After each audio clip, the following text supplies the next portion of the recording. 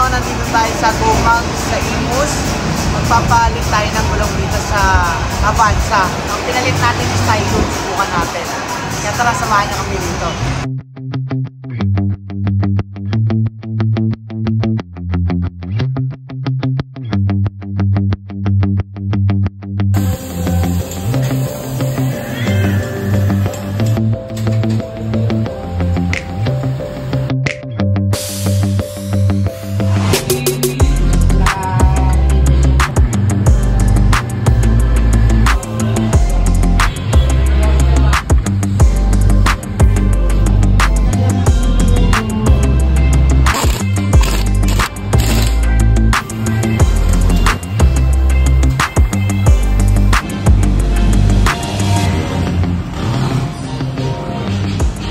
So ngayon no, natapos na kami magpalit ng gulong. Napalitan natin ng Cylon to.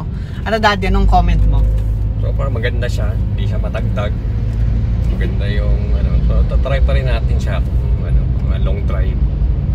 Pero sa ngayon, hindi na siya nung kasi bago tayo magpalit is parang makalampag siya, parang matigas na yung gulong. Kasi since bago siya, maganda pa yung niya. Maayos pa yung hindi siya matagtag. Mas maganda no kaysa dun sa pinagpalitan natin no.